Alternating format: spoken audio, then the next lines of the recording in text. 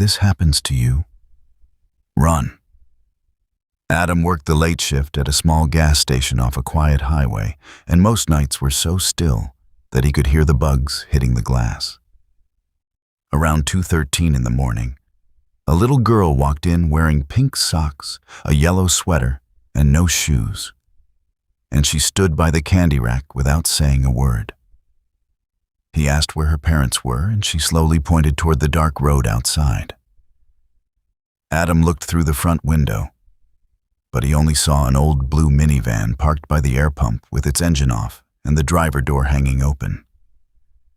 He grabbed the store phone to call the police, but before he could dial, the girl finally spoke and quietly said, "Please do not tell him I am here." Adam felt his stomach drop because the way she said it sounded rehearsed, like she had practiced it many times before. He locked the front door, brought her behind the counter, and asked who she meant, but she only stared at the security screen over his head. When Adam turned to look, the camera facing aisle 3 showed something impossible.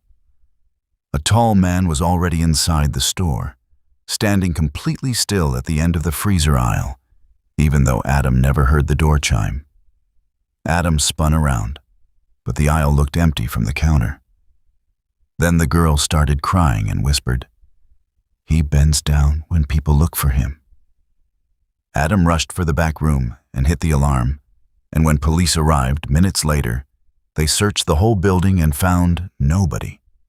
But under the lowest shelf in aisle 3, pressed deep into the dust, they found finger marks, knee marks, and the shape of a man who had been hiding there long enough to watch them both. Lock your doors, and never ignore a child who looks too scared to speak.